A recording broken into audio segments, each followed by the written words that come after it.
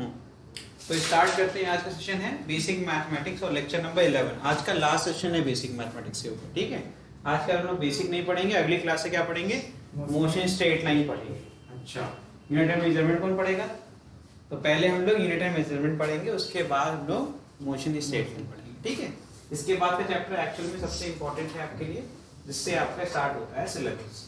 चलिए नेक्स्ट आपका टॉपिक है बाइनोमियल थ्योरम। क्या पढ़ना है? बाइनोमियल थ्योरम, ठीक है। तो फटाफट जान लेते हैं कि बाइनोमियल थ्योरम क्यों पढ़ना है और उसका क्या यूज होता है हमारे फिजिक्स में, ठीक है। चलिए देखिए, तो बाइनोमियल थ्योरम अगर कोई भी आपका बेटा देख a plus B to the power n है, तो यार इसका अगर मैं कह दूं एक्सपेंशन बता दो, इसको ब्रैकेट ओपन करके मुझे लिख के बताओ, तो दिमाग खराब हो जाएगा ना, बहुत मुश्किल हो जाएगा, है ना।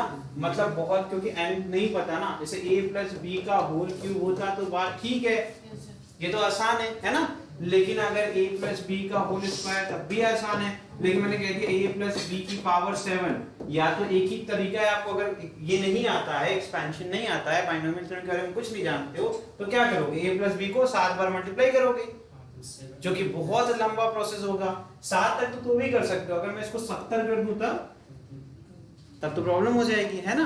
तो ऐसी प्रॉब्लम्स को सॉल्व करने के लिए ही बाइनोमियल थ्योरम बना है, ठीक है। तो बाइनोमियल थ्योरम क्या करता है, ऐसी बड़ी बड़ी प्रॉब्लम्स को सॉल्व करने के लिए एक सिंपल सा फॉर्मूला उन्होंने बताया और उसमें ही आपको इसको सॉल्व करना होता है। तो अभी हम लोग ये मैथ वाले जो बच्चे हैं वो क्लास 11th में ही पढ़ेंगे a प्लस बी की पावर n को कैसे सॉल्व करते हैं, लेकिन फिजिक्स में हमें इतना डेप्थ में जरूरत नहीं पड़ती है। तो हम क्या पढ़ेंगे पता है, देख जाओ बॉस, हम पढ़ेंगे, मतलब 1 प्लस बी भी कह सकते हो, 1 plus X to the power n का एक्सपेंशन कैसे करते हैं।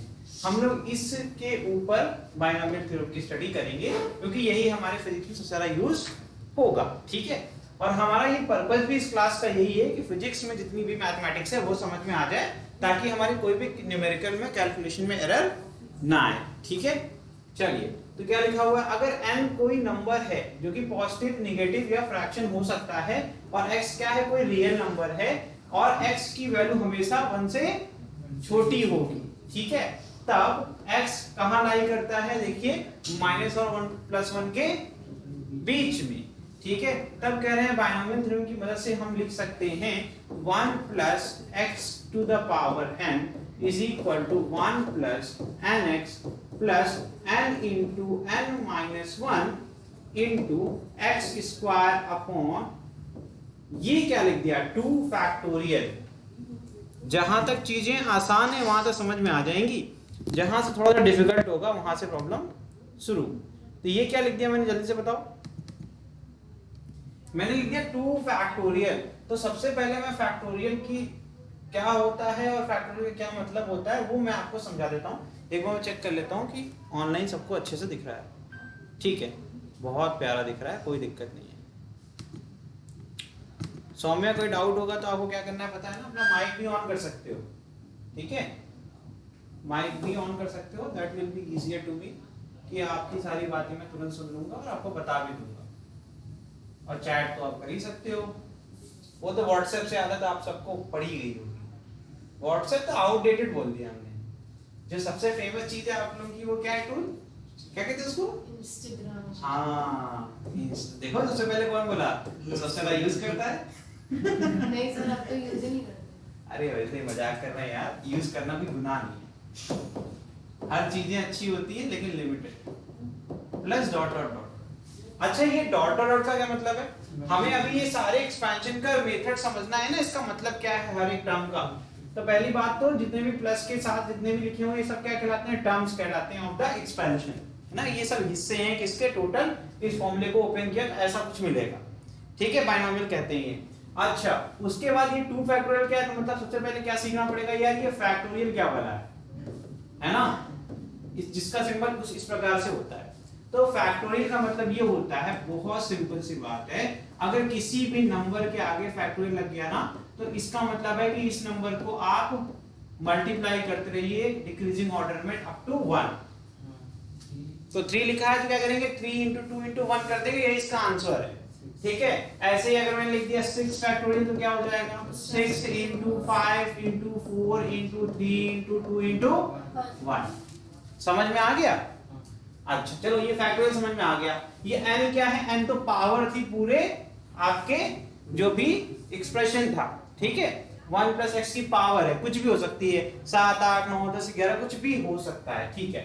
x की वैल्यू बता दिया, x की वैल्यू हमेशा क्या रहेगी -1 और +1 के बीच में रहेगी, मतलब 0 पॉइंट समथिंग होने वाला है ना। 0.9 हो सकता है, 0.8 हो सकता है, 0.3 हो सकता है, 0.33 हो सकता है, 0.03 हो सकता है, यही माइनस में भी हो सकता है, -0.003 हो सकता है, मतलब -1 और +1 के बीच में ही रहने वाला है, ठीक है। सिंपल सी बात है, अभी तक तो कोई दिक्कत नहीं है।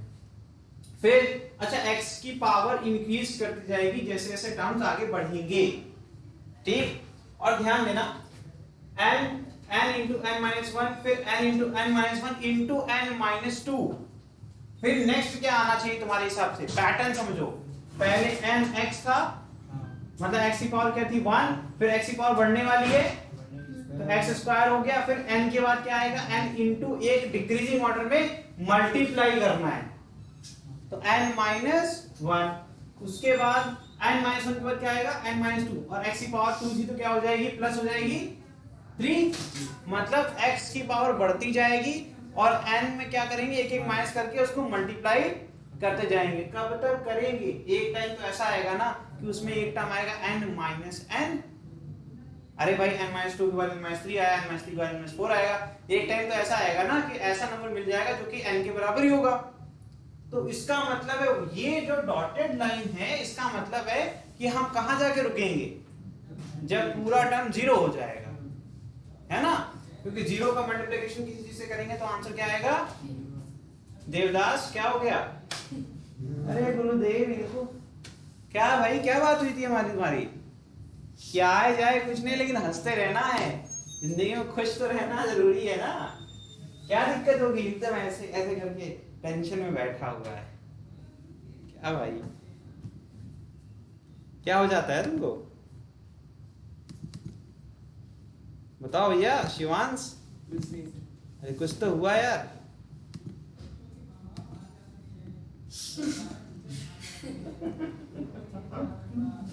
देखो यार सबको तुमने हंसा दिया और हमको भी हंसा दिया। चलो तो कोई बात नहीं, अभी तुम जब निकलना उस चीज से तब मुझे बता, तब तक हम इंतजार करेंगे। देखो वही सेम चीज यहाँ लिखी हुई है जो कि ऑनलाइन भी दिख रहा होगा, लेकिन मैंने अलग से पढ़ा दिया है, थोड़ा सा ये होता है प्रॉब्लम, ठीक है। तो ये सारे फॉर्मूले मैंने दोबारा से लिख लिए, इसको नोट्स में बना लो, ठीक। अब ये आखिरी की लाइन भी पढ़ लेते हैं तो खत्म हो जाएगा हमारा पूरा बाइनोमियल थ्योरम, ठीक है बॉस। तो यहाँ पर क्या कह रहे हैं, अगर x की वैल्यू बहुत ज्यादा छोटी है, अगर लेस देन को 2 बार से ज्यादा बना दूं, 10 बार बना दूं, इसका मतलब x की वैल्यू को बहुत छोटी दिखाने की कोशिश कर रहा हूं मैं आपको, ठीक है। मतलब मैंने यहाँ पर 2 बार से भी काम चला सकता हूँ। तो अगर मैं कह रहा हूँ आपसे कि जो x की वैल्यू है वो बहुत छोटी है 1 से, किससे?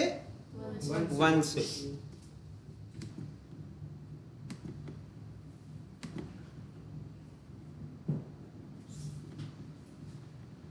चलिए अभी नहीं होगा, ठीक है।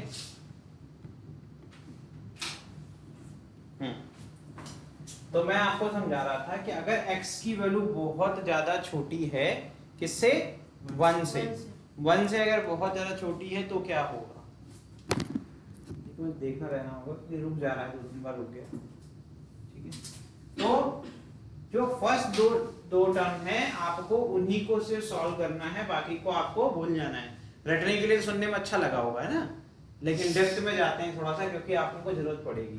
परमानेंट इलाज कर देते हैं, ठीक है। मान लिया मैंने x की वैल्यू 0.1 के बराबर है, ठीक है, अभी लिखवा देंगे संस्कृत, देख लो। तो 0.1 का स्क्वायर क्या होगा? 0.01। जल्दी जल्दी बताओ, इसे तो बताओ ना, 0.1 का स्क्वायर क्या होगा? अरे 0.1 होगा, सिर्फ एक 0 आएगा। 0.1 का क्यूब क्या होगा? 0.001।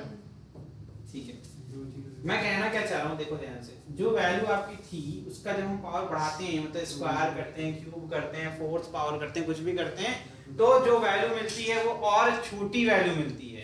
मतलब इतनी छोटी वैल्यू मिलती है कि उसको हम निगलेक्ट कर सकते हैं, है ना। और दूसरी बात ये भी समझो कि जब किसी बहुत छोटी वैल्यू से मल्टीप्लाई करते हो, कितनी भी बड़ी वैल्यू हो, आंसर में तो छोटी वैल्यू आनी है। इसका मतलब है ये सारे टर्म के बिना भी आपका जो आंसर आना है वो सेम आंसर आना है। इसके बाद अगर इसको मैंने छोड़ भी दिया तब भी आंसर, क्योंकि यहीं से स्क्वायर शुरू हो रहा है, स्क्वायर में देखो 0.01, क्यूब में तो और नीचे चला जाएगा, और मैंने तो बहुत बड़ी वैल्यू ली है, फिर भी 0.1 ली है। अगर इससे छोटी वैल्यू होगी तब क्या होगा, तब तो ये वैल्यू और छोटी हो जाएगी, है ना। इसीलिए कह रहे हैं कि जब x की वैल्यू बहुत छोटी होती है सिर्फ पहले दो टर्म को ही हमें सॉल्व करना होता है। इसी को कंक्लूड करते हुए यहाँ पर आ गया फॉर्मूला आपका परमानेंट, 4 फॉर्मूले बना दिए।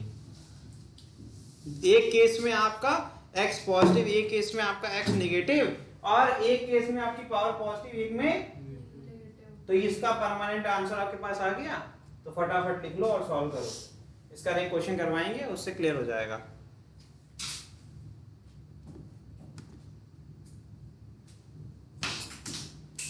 कोई बात नहीं, कोई बात नहीं, लड़ना नहीं।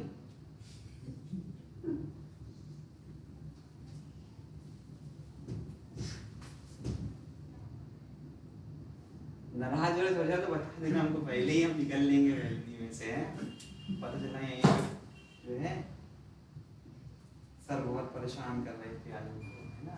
आज सर को हम बताते हैं। हो गया, सब डन हो गया। ये फॉर्मूला बहुत मजेदार है, बहुत काम आएगा, ठीक है। इसके ऊपर क्वेश्चन अभी करेंगे हम लोग। थोड़ा सा स्पीड अप करने की जरूरत है, आगे बढ़े। बस बस यही सबसे ज्यादा इंपॉर्टेंट भी है। कंडीशन लिखो, फॉर्मूला लिखो, ठीक है। उसका रीजन दिमाग में होना चाहिए, क्यों कर रहे हैं हम लोग ऐसा।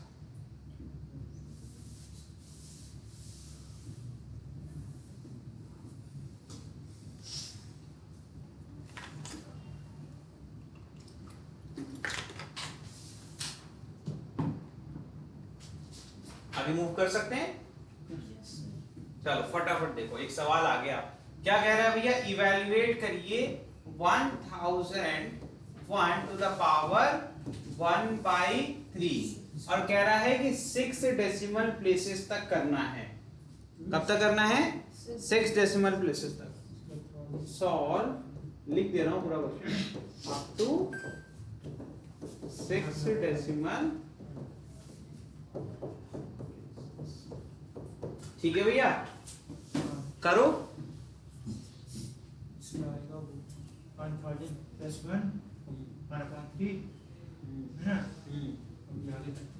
करो करो, जब सॉल्व हो जाए तब मुझे बता देना, हम तो आपकी सेवा में हाजिर हैं मालिक।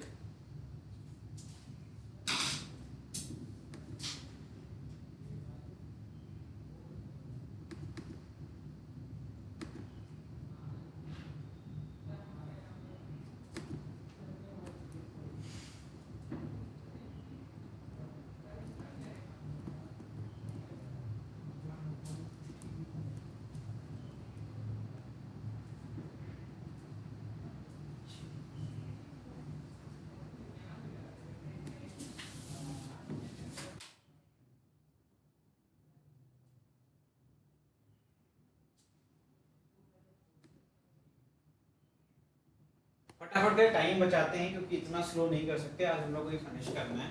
तो यहाँ से अगर देखो, इसको लिख सकते हैं 1000 प्लस 1 टू द पावर 1/3, ठीक है। अच्छा, मैं अगर 1000 को कॉमन लेता हूँ तो ऐसे, अगर मैं पावर को भूल जाऊं, ठीक है, जब मैं पावर को भूल जाऊं, मुझे नहीं पता पावर कितनी है, लीव इट, 1 मान लेते हैं पावर, ठीक है, क्योंकि वहां तुम लोग कंफ्यूज होने वाले हो। मैं 1000 को लिख सकता हूँ sir 10 to the power 3 plus 1, ये लिख सकता हूँ। 10 टू द पावर 3 को मैं बाहर ले सकता हूँ, जब मैं बाहर लूंगा तो बाहर क्या आएगा, 10 की पावर 3, और अंदर क्या बचेगा, यहाँ पे बचेगा 1, और यहाँ क्या बचेगा 1/1000, या फिर 10 की पावर 3 लिख देंगे, कोई मतलब तो है नहीं, ठीक। ये मैंने ब्रैकेट लगा दिया, यहाँ तक कोई दिक्कत नहीं है। इतने को सॉल्व कर लो, क्या आ जाएगा 10 की पावर 3, और यहाँ जाएगा 1 प्लस 0.001, यहाँ तक ठीक है। अब जरा मुझे बताओ, अगर इसकी होल पावर 1/3 है, कुछ भी अगर कॉमन निकालोगे तो उसकी होल पावर के साथ कॉमन निकलेगा कि बस वही निकलेगी वैल्यू। तो अभी तो मैंने यहाँ पावर 1 रखी थी, तो करने में कोई दिक्कत नहीं, आपको डर भी नहीं लगा। लेकिन अब 1/3 है तो मैं कह दूंगा तो आप बेहोश हो जाओगे, कहोगे सर अब कठिन हो गया। तो मैं सिखा रहा हूँ तो ऐसे केसेस में जैसे करते आए हो वैसे ही करना है। बस होगा क्या, जो आपकी पावर आपने कॉमन, जो भी वैल्यू आपने कॉमन ली, मैंने 1000 को 10 की पावर 3 लिख दिया, चलो आपको डर लगता है तो मैं इसको 1000 ही लिख देता हूँ, ठीक है। इसको मैं 1000 को कॉमन लेता हुआ दिखा रहा हूँ। तो ध्यान देना, जो भी तुम अंदर से कॉमन लोगे उसके जो होल ब्रैकेट के ऊपर जो पावर थी वही पावर उसके ऊपर भी आ जाएगी। तो इसके ऊपर कितना आ जाएगा पावर 1/3, और जो रिमेनिंग था उसके अंदर क्या बचेगा, जैसे यहां बचा था क्या बचा है 1 प्लस 0.001, और इसकी जो पावर थी वो पावर वैसे ही बनी रहेगी। इतना ही सिंपल है, समझ गए।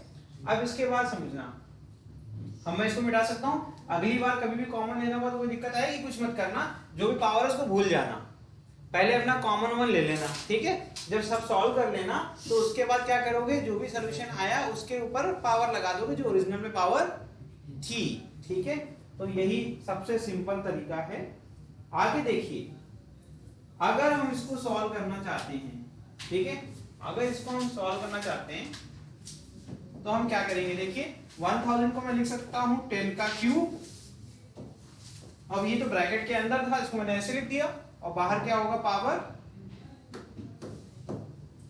बाहर क्या होगा पावर 1/3, और इधर क्या बचेगा, देखो इधर तो 1 प्लस 0.001 टू द पावर, इसको तो यार तुम्हें 1 प्लस एक्स दिख रहा है, 1 प्लस एक्स की पावर n, और n की वैल्यू कितनी है 1/3।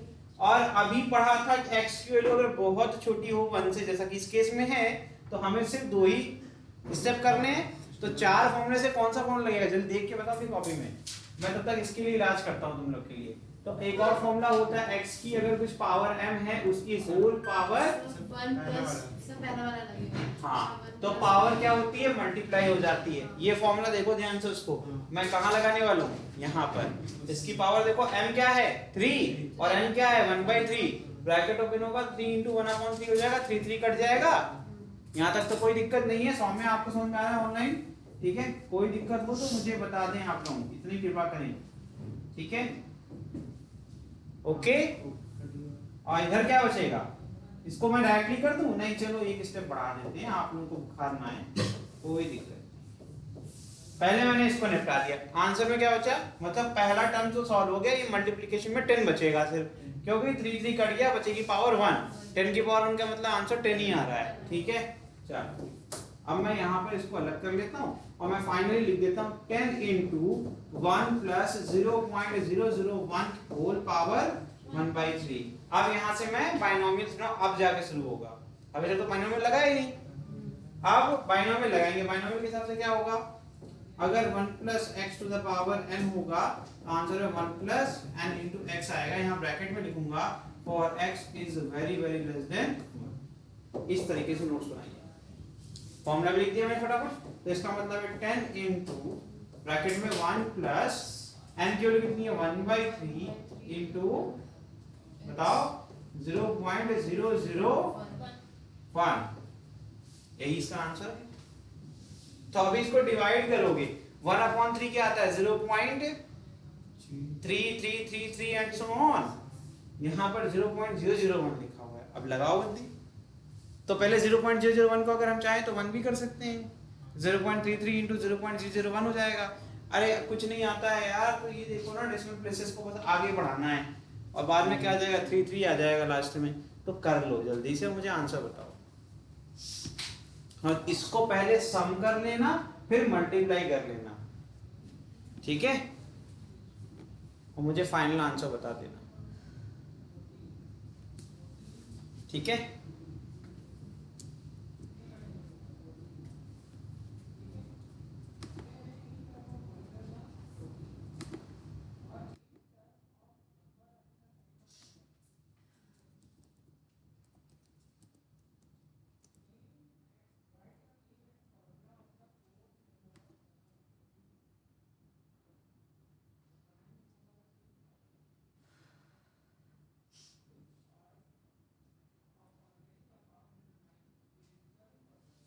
क्या हो गया, आंसर बताओ फटाफट।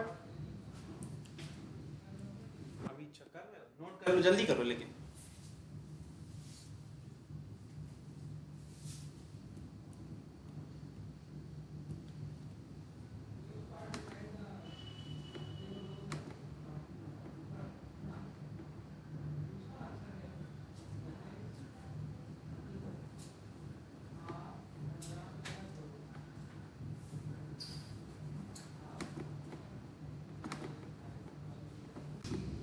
चले देखिए 1, देखिए 1 को 3 से डिवाइड करेंगे आंसर में क्या आएगा 0.33 एंड सो ऑन, तो 0.33 लेके चल रहे हैं हम लोग, ठीक है। और मल्टीप्लिकेशन में क्या है, अरे यार 0.001 लिखा हुआ है ना, तो इसको मैं 1/1000 लिख दूं, इससे तुम लोग को आसानी होती है। क्यों 1000 देखोगे तो 3 डेसिमल प्लेसेस आगे बढ़ा लोगे, तो फाइनल आंसर क्या आएगा 0.00033।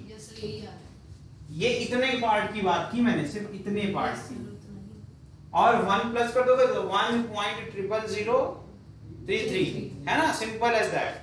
तो उसके बाद 10 से मल्टीप्लाई कर लेना यार, इतना आसान क्वेश्चन है। तो 10 into 1.00033। अब वहां पे मैं बार लगा रहा हूं, मुझे पता है कि आगे वो टर्मिनेट नहीं होगा, मैं इसको अप्रॉक्स कर दूंगा बाद में, ठीक है। तो एक डेसिमल प्लेस कम हो जाएगा, तो क्या आ जाएगा बताओ 1.0033। और मैं यहाँ पर अप्रॉक्स लिख दूंगा,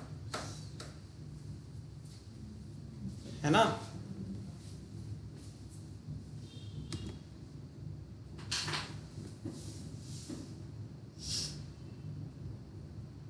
अरे वो 10 पॉइंट होगा ना, ये 10 पॉइंट हो गया, 1 था ना, वो 0 के केस में होता है, ये 10 पॉइंट हो जाएगा।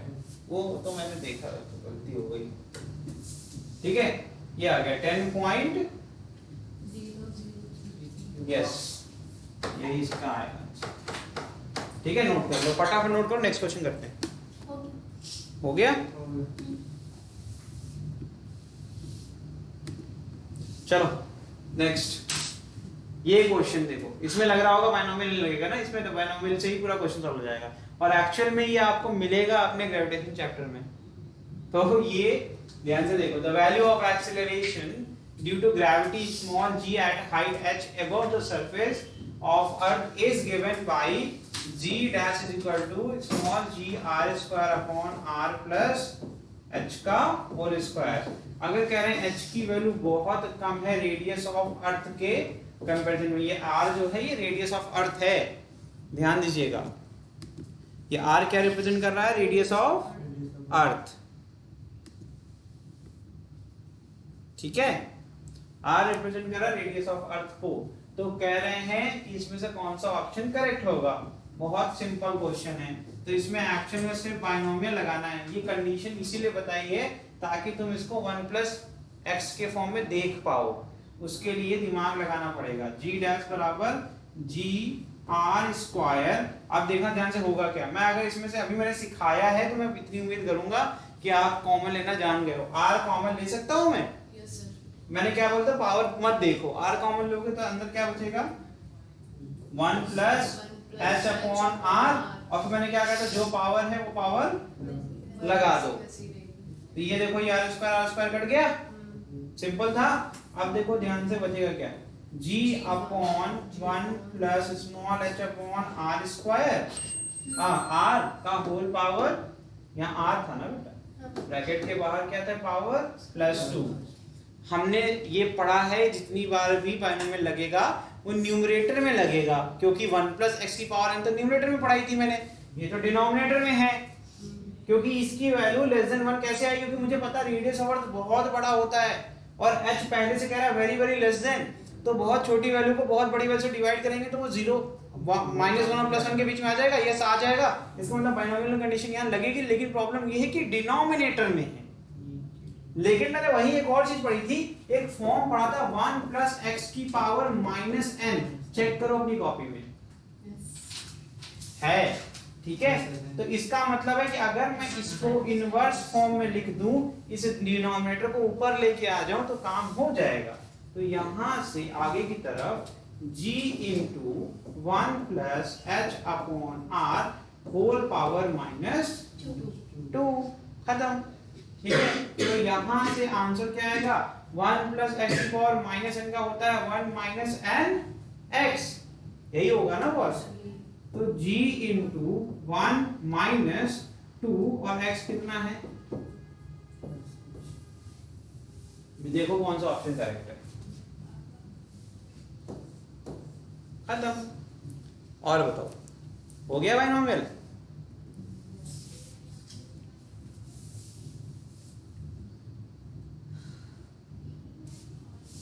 समझ में आ गया सबको?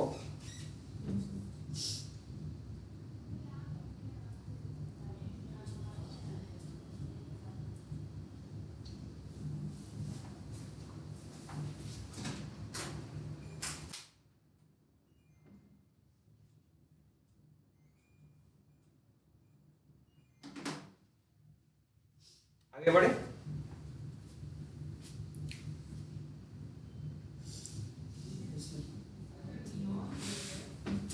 हो गया नोट हो गया? क्या पढ़ाया मैंने अभी? चलो अच्छा ये बताओ, अगर x बहुत छोटा है 1 से और 1 माइनस एक्स की पावर n होगा तो इसका एक्सपेंशन क्या आएगा?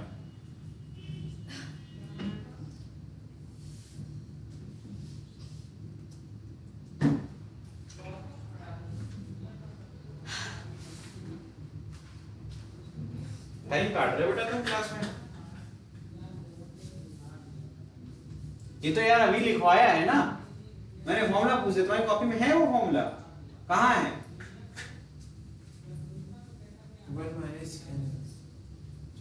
इतना बताने में इतना टाइम क्यों वेस्ट कर रहे हो? चलो एक और ही बता ही दो, ये तो तुम्हें रट ही जाना चाहिए, हम तुम्हें रटवा ही रहे हैं और क्या करते हैं। बताओ 1 प्लस एक्स पावर n है तो क्या आएगा? 1 प्लस बस ठीक है। तो ये देखो इसको सॉल्व वैसे ही किया जो मैंने वहां पे लिखा है, ठीक है? जल्दी जल्दी इसको नोट कर लिया सबने? चलो आगे बढ़े। नेक्स्ट टॉपिक है एपी, अरिथमेटिक प्रोग्रेशन। तो अगर कुछ नंबर्स लिखे हुए हैं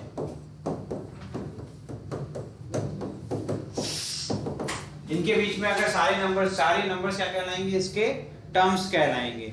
इन सारे टर्म्स के बीच में अगर कोई रिलेशन है, कॉमन रिलेशन है, वो कुछ इस प्रकार का है कि जब भी हम प्रीसीडिंग टर्म को अगर हम सब्ट्रैक्ट करें जो आपका सक्सीडिंग टर्म था तो हमें क्या मिल जाए? कॉमन वैल्यू मिले।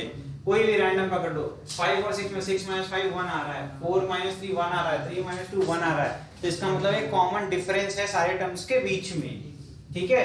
तो इसका मतलब अगर ऐसा कभी भी होता है, ऐसे पैटर्न में जब कभी भी हम देखते हैं नंबर्स को तो क्या कहते हैं? ये एक अरिथमेटिक प्रोग्रेशन। क्या है? हाँ, किसी भी टर्म को निकालना है आपको, कोई भी nth टर्म निकाले, हमने बोल दिया कि इसके बाद कितने हो गए? 1 2 3 4 5 6 7, मैंने कहा 8th टर्म बताओ, तो सर वही वाला फॉर्मूला यूज 8th टर्म बताओ या फिर 10th टर्म बताओ या 11th टर्म बताओ। तो a11 कैसे निकालोगे? एक फॉर्मूला होता है an = a plus n - 1 into d। d क्या है? Common difference. यही समझाने की कोशिश कर रहा था। यहाँ d कितना है? 1। तो a11 क्या हो जाएगा? फर्स्ट टर्म क्या है आपका? 2 और n - 1 करेंगे तो n की वैल्यू कितनी? 11। 11 - 1 10 into 1 कितना आ गया? चेक करो सही है?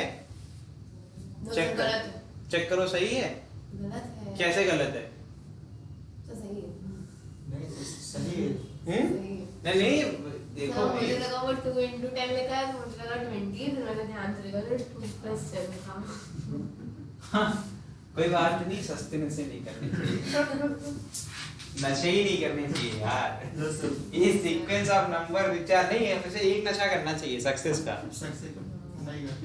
अगर सारे नशे हटा देंगे तब तो होगा ही नहीं, है ना? देखिए ये सारी चीजें लिखी हुई जो मैंने बताई, यहाँ कुछ आपको एग्जांपल्स भी दिए हुए हैं, ये आप अच्छे से देख सकते हो, ठीक है?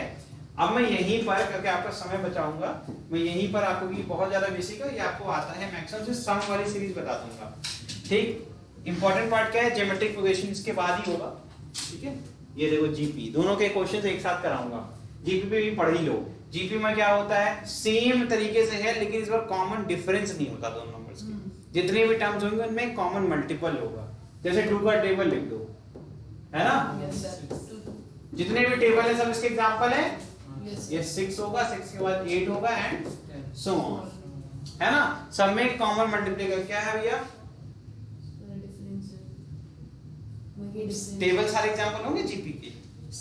मैंने जब डिस्क्लेमर दिया था अपनी क्लास स्टार्ट ट्रायल हो रहा था हम लोग का, क्या होता है हमेशा सही नहीं पढ़ाएंगे, तो अब संस्कृति ने हाँ बोला मेरे साथ साथ, तो अब संस्कृति को पनिशमेंट मिलेगी, वही बताएंगी कैसे कैसे, जरा एक्सप्लेन करो।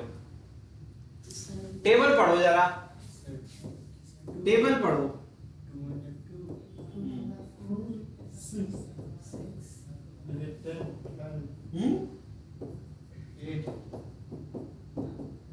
ठीक है?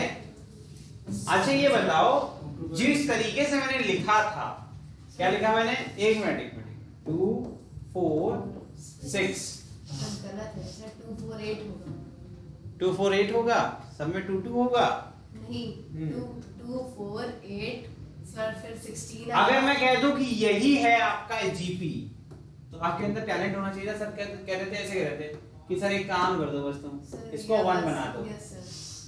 है ना, जीपी है ना, बना दिया जीपी मैंने, तुम्हें नहीं मिला। फिर लेकिन यहाँ प्रॉब्लम हो जाती, इसके बाद वाला टर्म भी चेंज करो। यस सर, वही बात बता रही थी, गलत क्यों है? इसीलिए टेबल को हम डायरेक्टली नहीं बोल सकते अनटिल कंडीशन ऐसी हो कि आपको पहले से पता हो। तो उसमें अगर पहला नंबर 1 होता तो ऐसा कुछ लिखा होता, 1 फिर 2 फिर 4 फिर 8 एंड सो ऑन। इन सब में अगर हम देखेंगे, हर टर्म में देखा जाए तो 2 का मल्टीप्लिकेशन हो रहा है, तो table is not example of geometric progression. समझ में आ गया। यहाँ पर क्या है भाई, कॉमन मल्टीपल, उसको मैं कॉमन रेशियो भी होता है और मैं कॉमन मल्टीपल भी बोलता हूँ, क्योंकि हर बार वही सेम नंबर मल्टीप्लाई हो रहा है, जो भी ये नंबर आपका नेक्स्ट आएगा। ठीक है, तो यहाँ पर क्या मल्टीप्लाई हो रहा है, 2। सही है, मिल गया। तो इसका मतलब क्या है, कॉमन मल्टीपल या कॉमन रेशियो क्या होगा, यहाँ पर r से डिनोट करते हैं इज इक्वल टू 2। यहाँ पर r की वैल्यू कितनी है, 2 है। ठीक है, देखो 5 2 10 10 2 20 एंड सो ऑन। ठीक है, तो ज्योमेट्रिक प्रोग्रेशन में अगर हम चाहें तो हम लिख सकते हैं, एक कॉमन रेशियो का मल्टीपल है। अगर फर्स्ट टर्म a है, दूसरा क्या होगा a into r, और तीसरा a into r ar square, फिर ar cube and so on, है ना। क्लियर हो रहा है। पिछले वाले में क्या लिख सकते हैं, अगर हमें जी AP लिखना है यहीं पर, तो a, फिर नेक्स्ट टर्म में a प्लस d, फिर a plus 2d, a plus 3d, a plus 4d and so on. ठीक है बॉस, चलो कैसे किया, हर बार d ऐड करता गया, उल्टा करेंगे तो सब्ट्रैक्शन में ऑटोमेटिकली d बचेगा।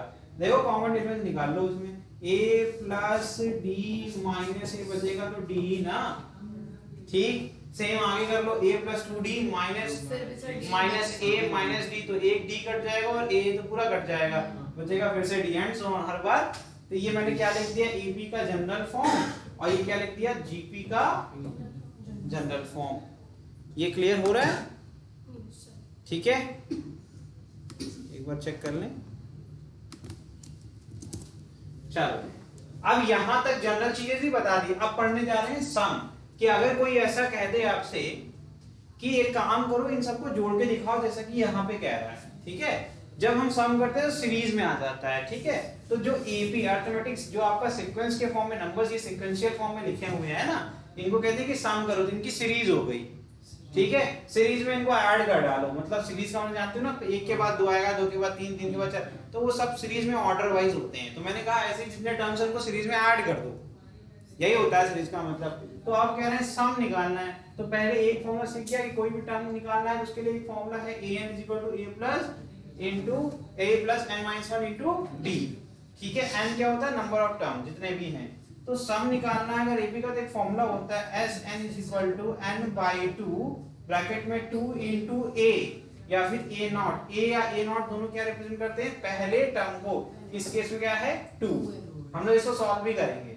ठीक है, plus n minus into d। ठीक है, और इसका दूसरा फॉर्मूला क्या होता है, n/2 a0 plus an। an क्या है, जो भी आखिरी टर्म हो, आखिरी टर्म जो हो, इसको हम L से भी लिखते हैं। L का मतलब क्या होता है, लास्ट टर्म। ठीक है, अब मैं उस डॉट डॉट को मिटाऊंगा और ये क्वेश्चन जो आपके सामने लिखा हुआ है, इसको इस फॉर्मूले से सॉल्व करूंगा। ठीक है, फटाफट ट्राई करो। हमने बोल दिया सम ऑफ सर 8/2 हो जाएगा, फिर 2 लिखा है 2 8/2 कैसे हो जाएगा, कितने टर्म्स हैं, 3 3 6 7 टर्म तो हैं। हां 7। तो ठीक है, n क्या है, नंबर ऑफ टर्म्स। बोला ना सस्ते नसे नहीं करने। तो यहाँ पर ये वाला हमें ज्यादा अच्छा है, क्योंकि आखिरी वाला हमें टर्म पता है, उसकी वैल्यू भी पता है ना। तो हम ये कर लेंगे तो यहाँ पर क्या हो जाएगा 7/2। यहाँ पर पहला टर्म क्या है 2 और 2 प्लस यहाँ क्या आ जाएगा 8। ठीक है, कर लोगे? यस तो आंसर कितना आएगा 35। इसको ऐड करके देखो सही आ रहा है कि नहीं, करो ऐड, चेक करो, फॉर्मूला वेरीफाई करो। कौन कह रहा नहीं आ रहा है? 5 5 10 और ये 10 20 हो गया, 8 7 15 होता है 30 और 5 35। हाँ तो गया, इतनी छोटी चीज के लिए भी परेशान कर रहे हैं सर को, है ना? हो गया, यही है आपका एपी। आगे बढ़े, करो करो करो जल्दी जल्दी करो। इसका जीपी का फॉर्मूला पढ़ेंगे, फिर लॉगरिथम पढ़ेंगे। थोड़ी लंबी क्लास लेंगे आज खत्म कर देंगे इसको।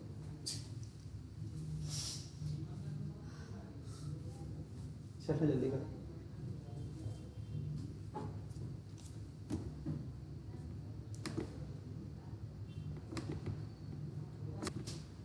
चलें आगे बढ़े। सब लोग अपने अपने हिसाब से बनाइए अपनी अपनी नोट्स। ठीक है, सीधी सी बात है, सबका दिमाग अलग अलग है।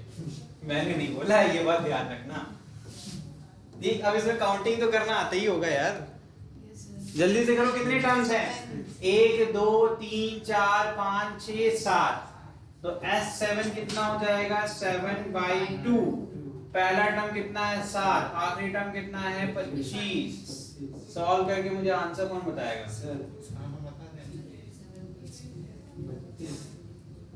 हाँ 32 into 32 कितना आएगा? कितना आएगा? 32। हाँ 33 ठीक है। हाँ तो बताओ ना, हमको बताओ क्या कह रहे हैं हम। हमने 2 से हाँ देखो तो सर सही तो है, सर सही है। तो 16 का टेबल नहीं आता है। जल्दी से आंसर बताओ मुझे फिर। अरे कॉन्फिडेंस नहीं आ रहा है कि बताएं कैसे, कितना आएगा? 112 आ गया था हमारा। क्या कहें, क्या वही टेबल सुना, चलो तुम टेबल सुना दो बस। आज हम जो है तीर्थ यात्रा पे चली जाएंगे। कोई बात नहीं, टेबल मुझे पता है काफी लोगों को नहीं आता होगा। टेबल 13 का टेबल सुनाओ। हाँ 36 हाँ 30 सर 30 में 13 13 में 36 अरे ठीक है, बस करो। अब ये गलत बताओगे, बिजली जाना जाएगी तुम लोग इतने सीधे क्लास में। ये क्वेश्चन अच्छा है, ये क्वेश्चन बताओ जल्दी से कैसे करेंगे। क्वेश्चन क्या है? q is equal to 2 small q plus q by 3 plus q by 9 plus q by 27 and so on। सबसे पहले क्या देखना चाहिए, क्या ये जीपी है या नहीं है? मुझे कौन बताएगा? जीपी नहीं है। नहीं है। अब देखो, यहां से देखो, ऐसे इतना छुपा दिया, जल्दी जल्दी देखो, देखो ना, क्यू तो चल रहा है ऊपर और 1/3 मल्टीप्लाई हो रहा है। जीपी है। जीपी नहीं है, सही बात तो यही है, लेकिन जीपी बनाया जा सकता है। तो इसको हम कह सकते हैं small Q plus Q by 3 plus Q by 9 plus Q by 27 plus so on. और यहाँ पर लगा दूंगा एक ब्रैकेट, इधर लगा दूंगा एक ब्रैकेट। अब मैं कहूंगा ये वाला पार्ट जीपी है, कोई बात नहीं, पूरा आंसर निकालना जीपी के फॉर्मूले से, और जो बचेगा उसमें ऐड कर देना क्यू, जो आएगा उसमें क्यू ऐड कर देना। लेकिन जीपी का फॉर्मूला तो पढ़ लो, हवा में करोगे। एन टर्म का अगर सम निकालना है तो क्या करना पड़ेगा, दिख तो रहा है वैसे। तो एस एन का फॉर्मूला होता है a into 1 minus r की पावर n। मैं लिख देता हूं, यहाँ पर प्रॉब्लम हो गई है ना, मैं बगल वाले उस पे लिख दूं क्या?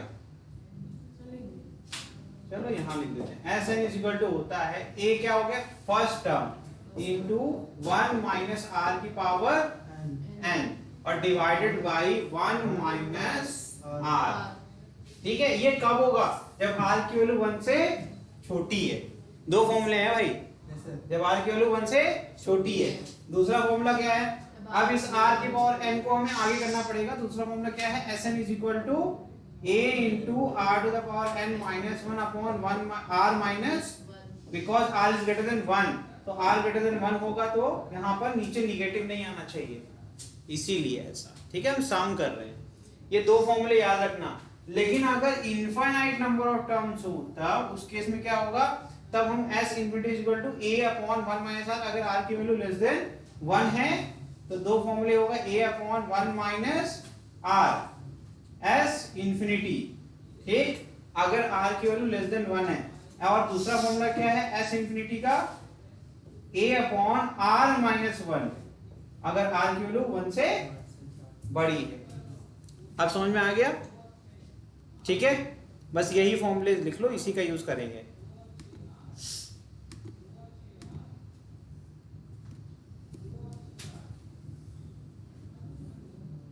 चलिए अब आगे करें, जल्दी जल्दी नोट करो, हम दोबारा बता देंगे। फॉर्मूले तो कोई दम नहीं है फॉर्मूले में। कौन सा वाला यूज करेंगे, इन्फिनिटी वाला यूज करेंगे कि ये यूज करेंगे ऊपर वाला? सर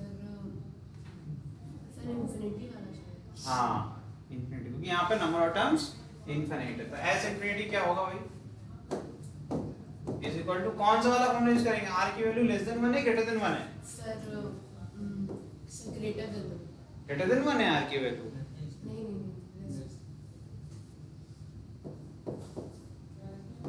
ये फॉर्मूला यूज होगा। तो जल्दी से आंसर बताइए। तो q को मैं कॉमन ले सकता हूँ, तो q प्लस q को मैं कॉमन ले लेता हूँ, तो बचेगा क्या 1 plus 1/3 plus 1/9 plus 1/27 plus and so on, ठीक है। तो ये आ जाएगा q plus q into first term कितना है 1 अपॉन 1 माइनस 0.33। फाइनल आंसर बताओ।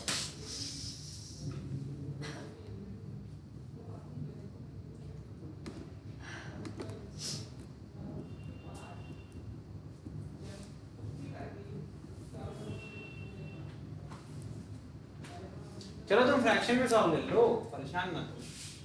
इसको तुम फ्रैक्शन में करो 1/3, ठीक है। अब कर लो।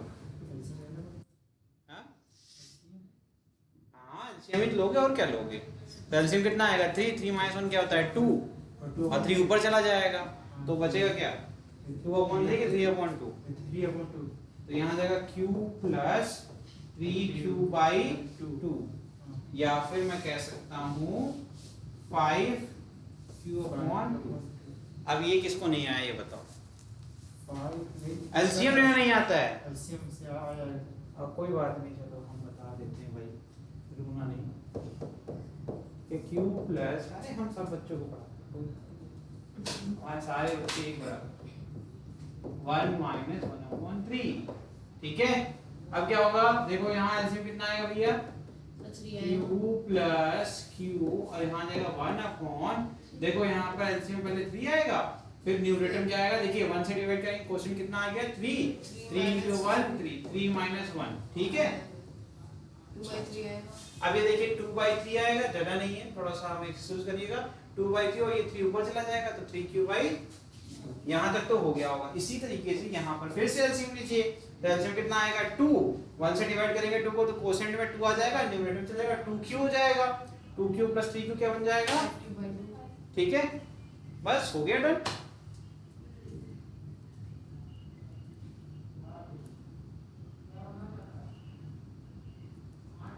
डन।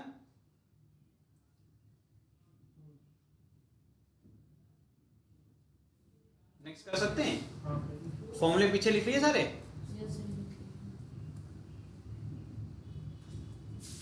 अब ये आपका खत्म हो गया पूरा अलजेब्रा, और मैं ये चाहूंगा कि ये फॉर्मूले आप अच्छे से खुद से पढ़ लें और इसको याद कर लें, ठीक है। ये फॉर्मूले सिर्फ आपको याद करने, इसमें कुछ भी समझाने जैसा नहीं।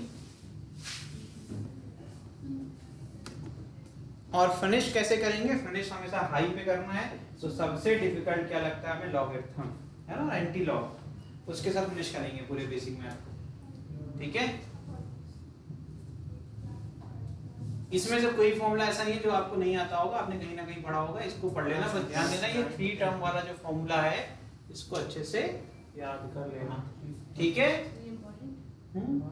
क्योंकि जनरल नहीं है ना, आप जनरली इसको देखते नहीं डेली बेसिस, बाकी सब तो आप कहीं ना कहीं इनकाउंटर कर जाएंगे, ठीक है। अच्छा लास्ट क्या है, कंपोनेंडो एंड डिवाइडेंडो मेथड। अगर मान लेते हैं a/b का कोई रेशियो है, वो किसी दूसरे रेशियो के बराबर है c/d के, तो अगर a + b / a - b करेंगे तब भी वो c + d / c - d के बराबर होगा। ये मेथड होता है कंपेरेंडो एंड डिवाइडेंडो। इसको नोट कर लीजिए फटाफट।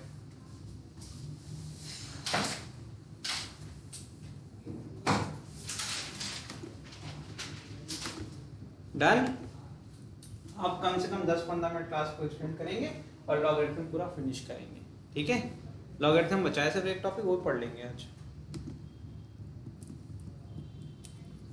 मुझे तो लॉग के नाम से ही डर लग रहा है। कोई दिक्कत नहीं, लॉग इतना आसान है ना, आपको विश्वास नहीं होगा, आज तक आपने बस उसकी डेप्थ समझी नहीं है। सर एक ट्रिग्नोमेट्री और एक लॉग, जब भी ट्रिग्नोमेट्री बहुत आसान है, ट्रिग्नोमेट्री बहुत आसान लगती है, नहीं पढ़ाया हमने काफी। अच्छा पढ़ा है। अच्छा पढ़ा लेते हैं, थैंक यू, ये अधिकार सर। तो दिल पे ले गया। चलिए लॉगरिथम, कोई बात नहीं, नोट कर लो, यहीं शुरू कर देते हैं यार, कोई दिक्कत नहीं है, हमें तो बस जगह चाहिए पढ़ाने के लिए।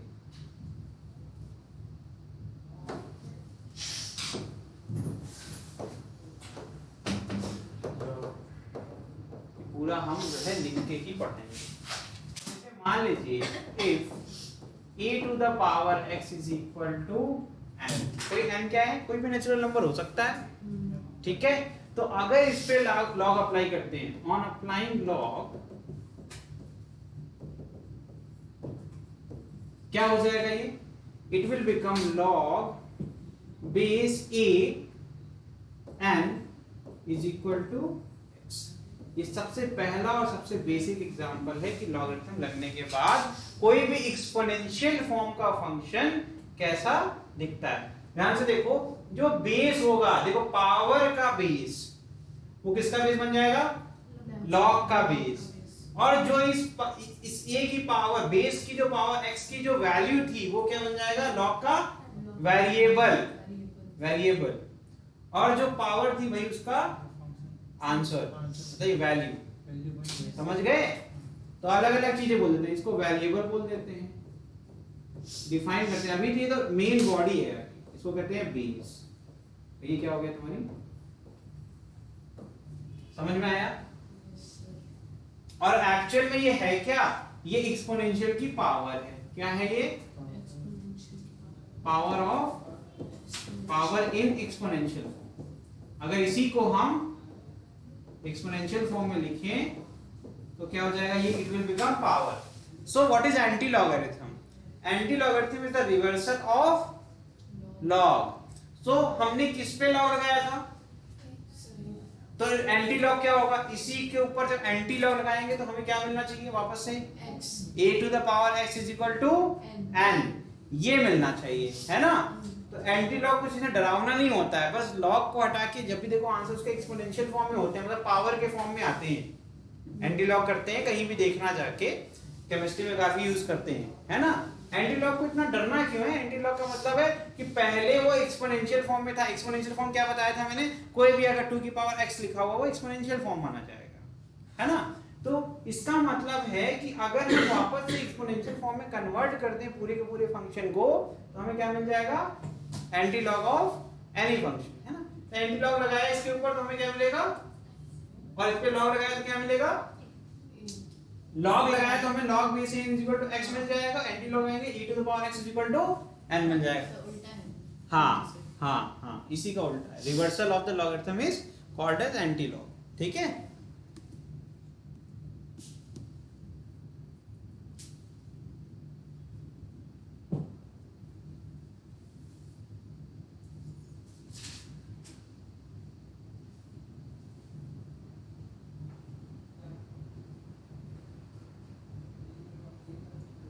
जल्दी नोट करो, मैं वेट कर रहा हूं आपका, ठीक है। इसके बाद लिखेंगे there are 2 system of logarithm. कितने सिस्टम होता है, 2 सिस्टम।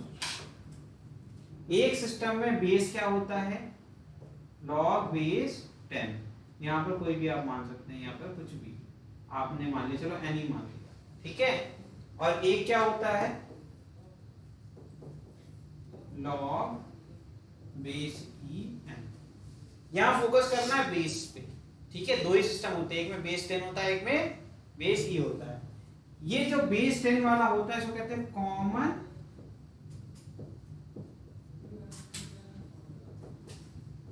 क्या कहते हैं इसको, कॉमन लॉगरिथम, ठीक है। और बेस ई वाले को क्या कहते हैं, नेचुरल। बस यही दो लॉगरिथम के बेस आपके मेजर होते हैं, ठीक है। बाकी जितने भी आपके होते हैं, जैसे मैंने कह दिया बेस मैंने 2 बना दिया तो वो अलग हो जाएगा, उसको आप कन्वर्ट कर सकते हैं। मतलब अगर उसको सॉल्व करना है तो उसको या तो बेस ई में सॉल्व कर सकते हो या तो बेस 10 में सॉल्व कर सकते हो। मेन सिस्टम आपके सॉल्व करने के लिए क्या है, 2 ही होते हैं, ठीक है। तो इनके बीच का भी एक रिलेशन होता है, ठीक है, लिख लीजिएगा। इसके बाद हम नेक्स्ट स्लाइड कर लें, यहाँ तक हो गया। यही तो सबसे इंपॉर्टेंट है, तो लिखो, जल्दी लिखो।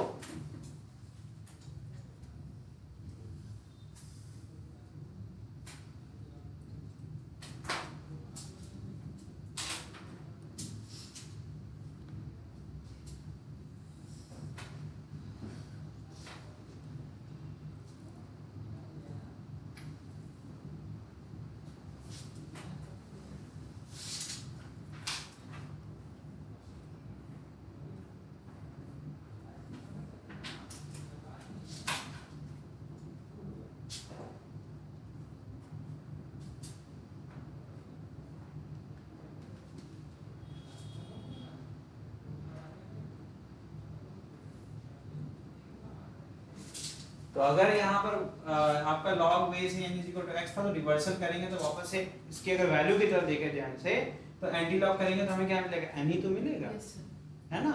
समझ में आ रहा है कि नहीं आ रहा है। तो मैं कह सकता हूँ एंटी लॉग जो भी करेंगे इसका तो n मिलेगा, n is equal to anti log of x। Anti log of x कह सकता हूँ मैं, नहीं कह सकता हूँ, तो ऑटोमेटिकली हमें क्या मिल जाएगा, n मिल जाएगा। डन, चलिए आगे बढ़ते हैं। ध्यान दीजिएगा, if there is a log with base e and variable x और उसको हमें कन्वर्ट करना है टू द बेस 10, तो हमें मल्टीप्लाई क्या करना पड़ेगा, 2.303 log, it will become log base 10x। ध्यान देने वाली बात क्या है, बेस चेंज हुआ लेकिन विद सम हमें कुछ एक मल्टीप्लिकेशन करना पड़ेगा जो नया फंक्शन होगा, तभी ये पूरी वैल्यू इसकी वैल्यू के बराबर होगा। लिख लीजिए इसको, ये लिख लीजिए यहाँ पे, conversion of natural log to common. समझ में आया क्या लिखा हुआ है, conversion of natural logarithm to common logarithm. तो कॉमन लॉगरिथम बेस क्या होता है, 10, और नेचुरल में बेस e, ठीक है।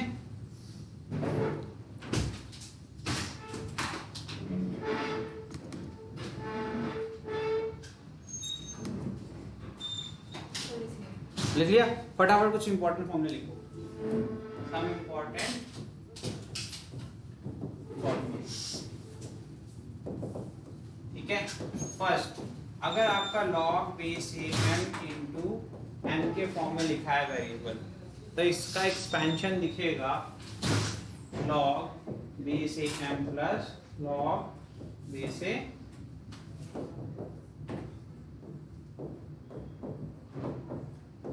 ये दिखेगा log बेस से m माइनस log बेस से n। लिखिए फटाफट।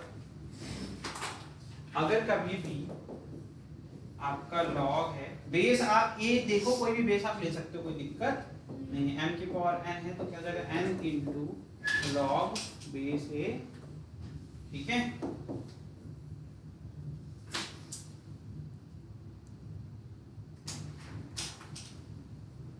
मान लो यहाँ पर लिखा हुआ है log बेस am, और मुझे इसका बेस चेंज करके b बनाना है, तो यहाँ आ जाएगा। पहले तो मैं अपना जो चाहता हूँ वो मैं कर लूंगा, उसके बाद मैं क्या करूंगा, इस बेस को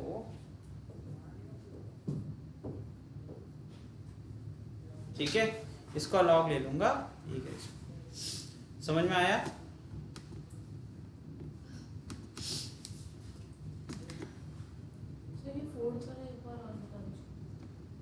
सब बता देंगे, लिखो। सारा हो गया। कौन सा वाला बेटा, ये बेस चेंज फॉर्मूला को कहते हैं। देखो मैं मेरे पास बेस a के फॉर्म में था फंक्शन, वेरिएबल सेम था, मुझे सेम वेरिएबल का बेस b के साथ सॉल्व करना था, तो मैं पहले बेस b के लिए लिख दूंगा, फिर मल्टीप्लाई करूंगा, जो मैंने चेंज किया उसका लॉग ले लूंगा, उसको वेरिएबल बना के सॉल्व करूंगा, ये दोनों का मल्टीप्लिकेशन इसका टोटल आंसर होगा। ठीक है, नेक्स्ट, ये हो गया, पूरा हो गया।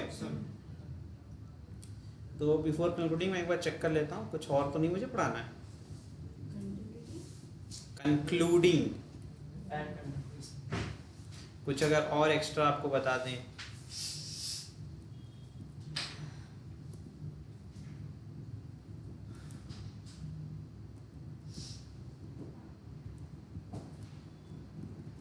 चलिए एक सवाल कर लीजिए तब तक, एक सेकंड भी खाली नहीं बैठना है।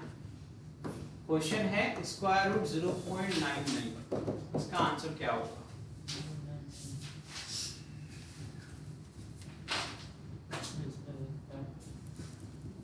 बहुत आसान है, बेकार है क्वेश्चन।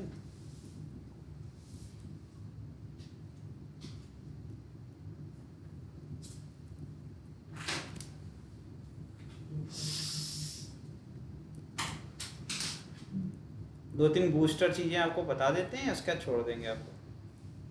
खत्म हो गया मेरा सब कुछ, खत्म हो गया जितना भी मुझे पढ़ाना था। अच्छा, वो आपको क्यूब का वॉल्यूम और स्फीयर का वॉल्यूम ये सारे बेसिक फॉर्मूलेस पढ़ने होंगे, तो जब जरूरत होगी तो बता देंगे। फटाफट इस रैपिड में करेंगे तो कैसे करेंगे? सबसे पहले तो रूट को हटाओगे तब तो कुछ समझ में आएगा। हाँ तो अब बाइनोमियल दिख गया तुरंत? नहीं दिखा अभी भी, कैसे दिखेगा? बुद्धि चलानी पड़ती है उसके लिए, क्योंकि आपके पास बहुत है लेकिन इस्तेमाल नहीं करना चाहते हो, है ना। देखो 0.99 कब होता है? 100 में से अगर हम एक घटाएंगे 99 मिलेगा डेसिमल फॉर्म में, एक से जब 0.01 घटाओगे तभी तो 0.9, तो मैंने वही लिख दिया। अब आपको दिख रहा होगा 1 - x, और अभी तो पढ़ाया when x is less than very very less than 1, तो जैसा कि यहाँ पर दिख रहा है, तो 1 - nx आने वाला है आंसर इसका, तो आंसर फटाफट हो गया। सब आता है तुम लोग को, फिर भी बस टाइम वेस्ट करना है। कितना आएगा आंसर?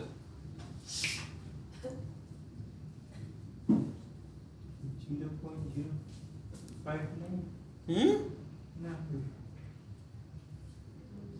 0.059 कैसे आ जाएगा?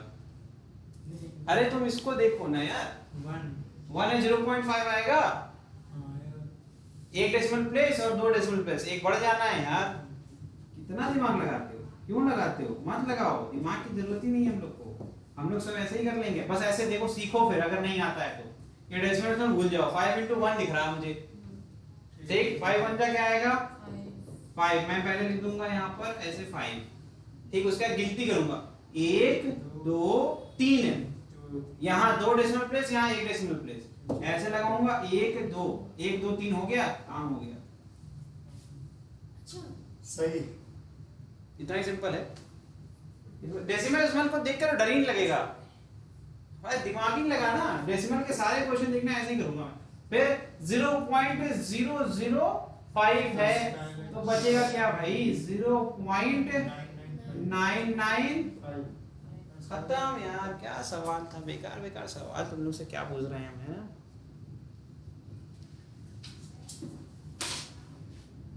एक्चुअली मैं वही बता रहा हूँ ना कि आप लोगों की स्टडी ऐसे हुई है कि हर चीज बहुत डिफिकल्ट है, एक भी चीज डिफिकल्ट नहीं। ये सारा फोबिया आपका बनाया हुआ है, ठीक है, और कुछ नहीं है। It's all about misconception. Physics को तो बदनाम कर दिया डरावना बता के, और क्या। फिजिक्स और मैथ दोनों 8th तक फिजिक्स में बहुत अच्छी लगती थी, 9th में ऐसा बताया गया मुझको, इतनी टफ होती है। नहीं, अभी तक कुछ टफ ऐसा लगा नहीं होगा, हम लोग इलेक्ट्रोस्टैटिक में पढ़ रहे हैं। कोई चीज टफ बताई जाती है तो वो लगने लगती है। एग्जैक्टली। चलिए भाई, 10th तक तो मार्क्स आ गए लेकिन 11th में नहीं आए थे। अब आएंगे आएंगे, टेंशन मत लो, ठीक है। चलो 1 2 3 फॉर्मूला और लिख लेते हैं, अब छोड़ देंगे, ठीक है। 1 मिनट मेरे पास है।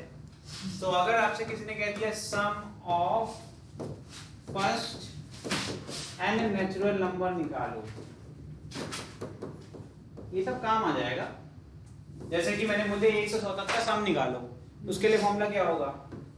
Sn is equal to 1 plus 2 plus 3 plus 4 plus ये AP वाला फॉर्म लगा रहा हूँ इसमें मैं Yes, sir. AP तो है ये कॉमन डिफरेंस कितना है 1 लास्ट में क्या आएगा प्लस n ये क्या आ जाएगा n into n plus 1 upon 2 ये इसका फॉर्मूला है सिंपल ठीक है next sum of square of first n natural number sum of square of first n natural number देखो मतलब इसका क्या हो गया 1 का स्क्वायर प्लस 2 का स्क्वायर प्लस 3 का स्क्वायर प्लस n का स्क्वायर इसका फॉर्मूला लिखो फटाफट n into n plus 1 into 2n plus 1 by 6 ये सारे फॉर्मूले बड़े इंपॉर्टेंट काम आएंगे बहुत ज्यादा ठीक है लास्ट और बेसिक मैथमेटिक्स आपका खत्म तो यही क्यूब में हो जाए sum of cube of first n natural number फिर क्या हो जाएगा Sn इज इक्वल टू 1 का क्यूब प्लस 2 का क्यूब प्लस 3 का क्यूब एंड n का इसके लिए किसके बराबर होगी लिखिए n into n square n into n plus 1 by 2 का लिखिए ये n स्क्वायर आगे वाला मिटा देना बस ठीक है बस यही इसका फाइनल ठीक है अब तुम्हें ऐसे क्वेश्चन देख के डर नहीं लगेगा फटाफट अप्लाई कर लेना ठीक है तो यहां पर तुम्हारा बेसिक मैथमेटिक्स का सेशन खत्म होता है अगली क्लास में क्या पढ़ेंगे यूनिट एंड डायमेंशन ठीक है